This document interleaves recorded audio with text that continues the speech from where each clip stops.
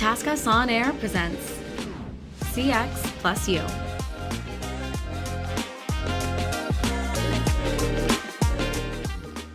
Hey everyone, thanks for tuning in to TaskUs On Air. I'm Brett Ransom. I'm Vice President of Business Development at TaskUs. I'm Joe Anderson, Director for Consulting and Digital Transformation here at TaskUs. Today our topic is generative AI and specifically scaling next generation customer experience. And what we're seeing in our industry is a lot of questions and a lot of discussion around what that means for the customer experience, customer support industry. Yeah, Brett, we really saw this inflection point last December with the public launch of ChatGPT from OpenAI. And though LLMs had been in development for quite some time prior to that, that's what really kicks off the fervor in the industry around generative AI. A lot of companies, their customer care departments, and their outsourcing partners have been experimenting recently with how to apply generative AI to different use cases in the CX space. We're seeing that take place in anywhere from kind of their back office functions to the agent or teammate experience, helping them to perform their job more quickly, more efficiently. And then we're starting to see some places experiment with generative AI to move toward kind of full self-service models. We continue to see a little reticence in the market to move outside of those human-in-the-loop processes, simply because of the inventiveness that generative AI can have at times. Yeah, it's interesting, and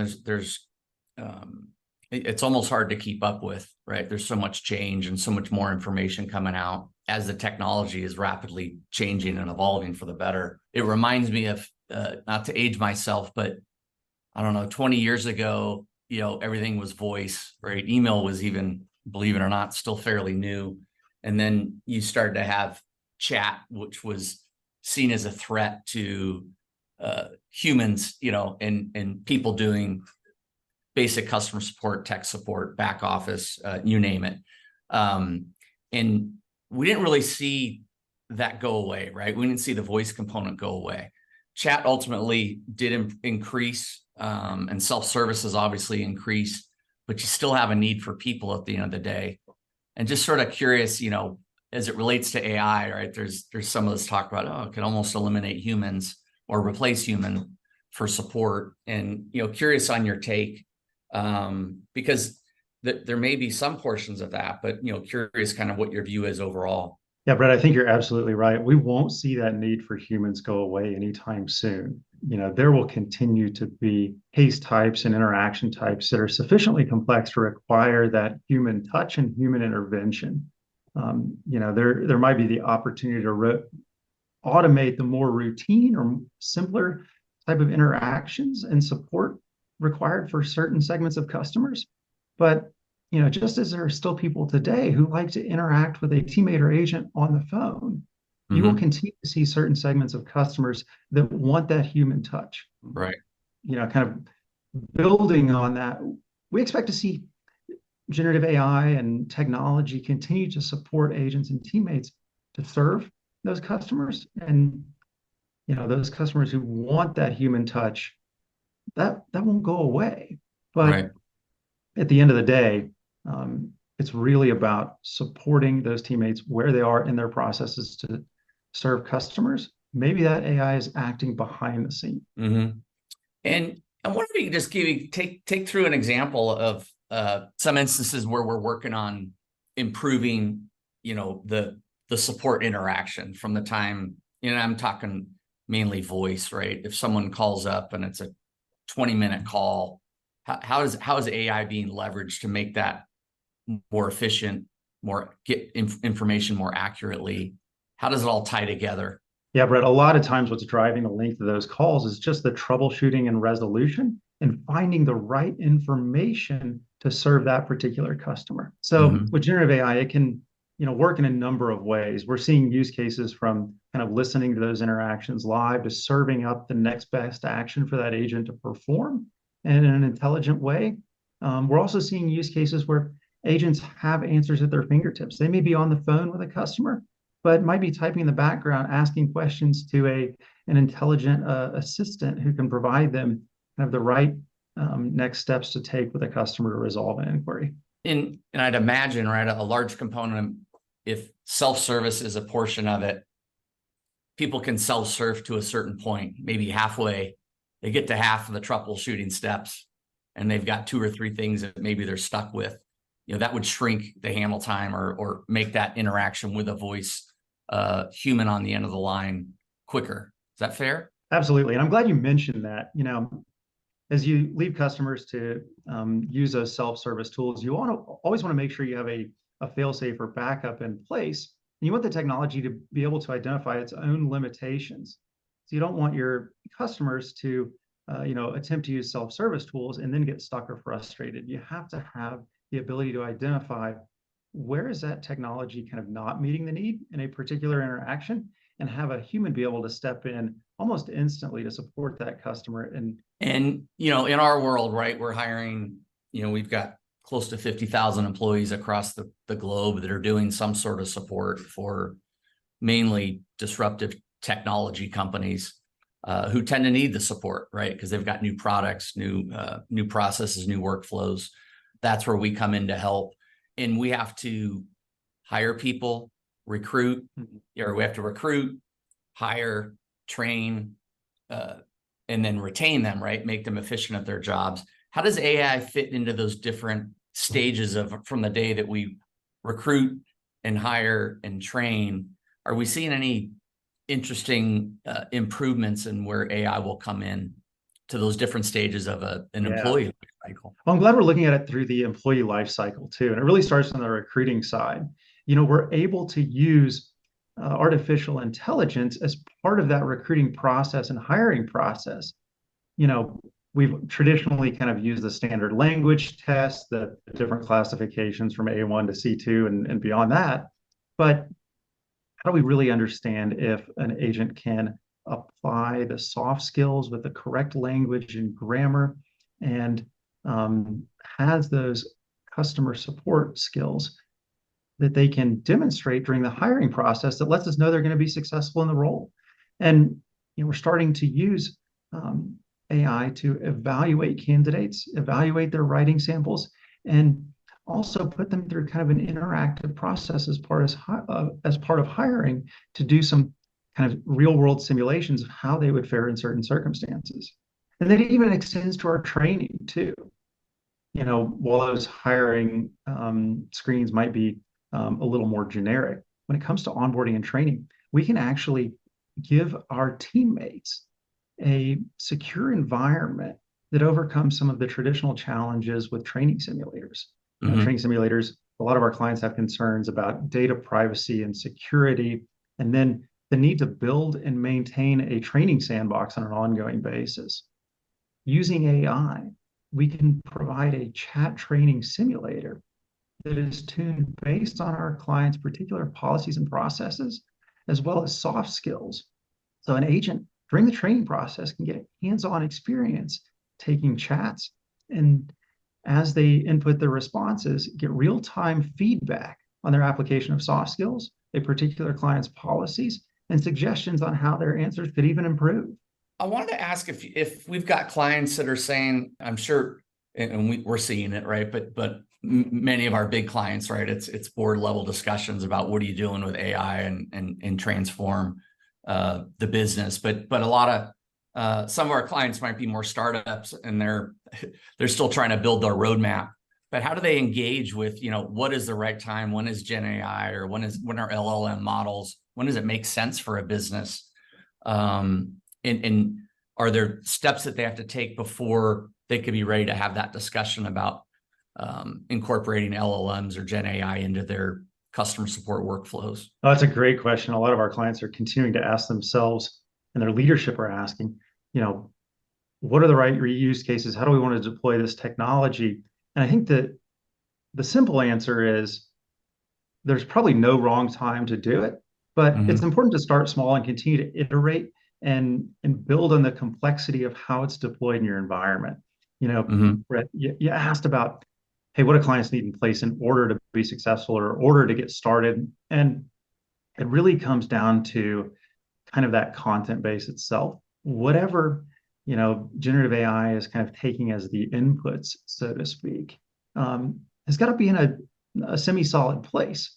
You want to make sure that your business policies and processes are defined, that you've got some training content, that you've got some knowledge content, that you have a subset of past interactions that are, kind of your gold star performances, so that you can use those as the examples for whatever AI solution you have to reference. Mm-hmm. And we see a lot of our clients that are startups that the documentation is continuing to evolve, but that's not to say we can't get started there. Right. It's pretty easy to spin something up, and you can almost look at it at the flip side too. You can use an LLM to help you build that documentation. As far as risks or dangers, right? Or is there anything, to be aware of as a company goes down this AI journey related to CX? Yeah, I think a common concern out there is around data privacy. Mm-hmm. If I input information into these LLMs, do I continue to retain the data? Do I have ownership of it? What happens to the inputs and outputs, the different prompts that are used? We're seeing a lot of questions around that right now. I think it's like anything where companies are working with software and tool providers.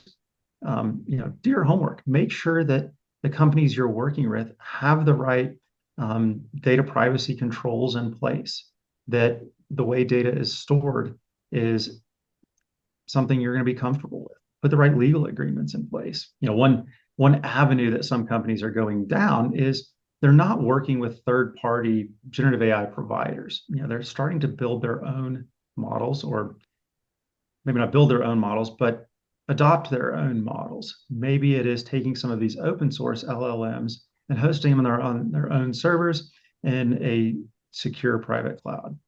That allows these organizations to, number one, make sure they've got complete control of their data.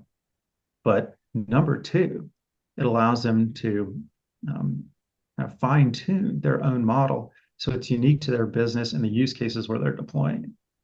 Yeah, I'm curious your perspective on whether you're seeing, the early traction that we have, is it AI lend itself to certain industries more than others, right? Whether it's travel and transportation, big tech, software, hardware, consumer electronics, right? Where are we seeing the biggest traction so far? Or is it across the board?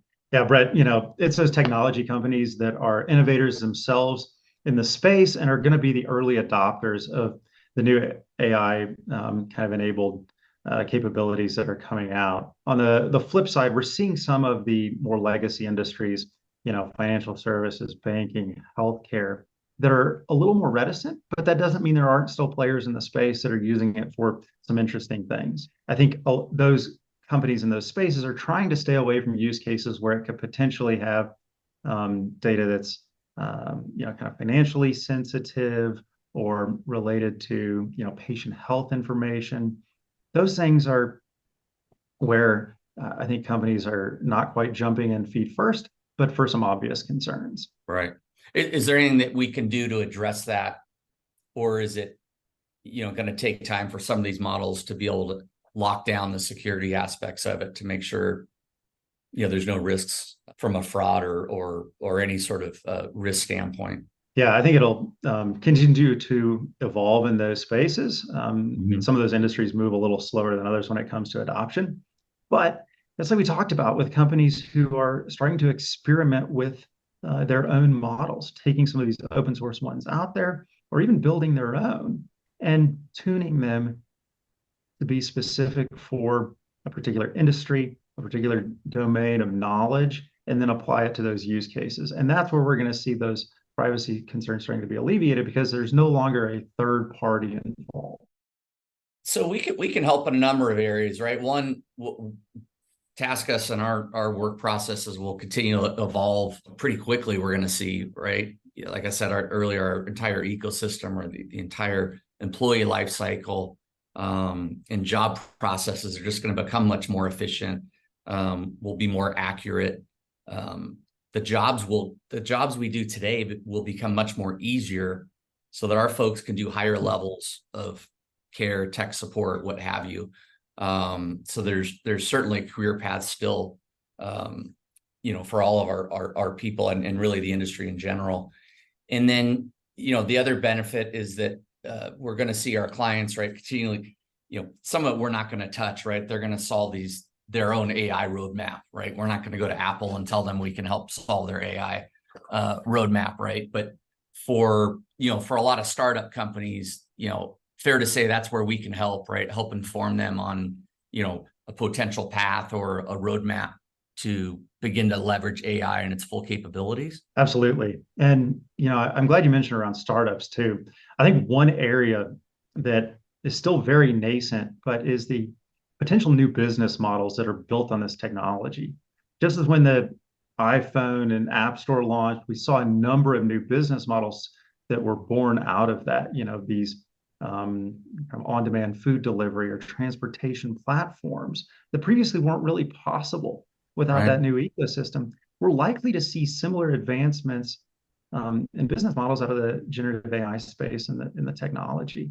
Anybody who looks at you now and says, hey, I know exactly what these are going to be, I can see into my crystal ball. Well, they may not have all the answers. We don't quite know how it's going to unfold. But for these companies that start to launch kind of new business models based on this, they should look for an outsourcing provider who's got experience in the space. Right. It's important to work with a partner who understands the technology, the risks associated with it, and has the experience and has built the frameworks and policies and processes to address those risks in similar spaces.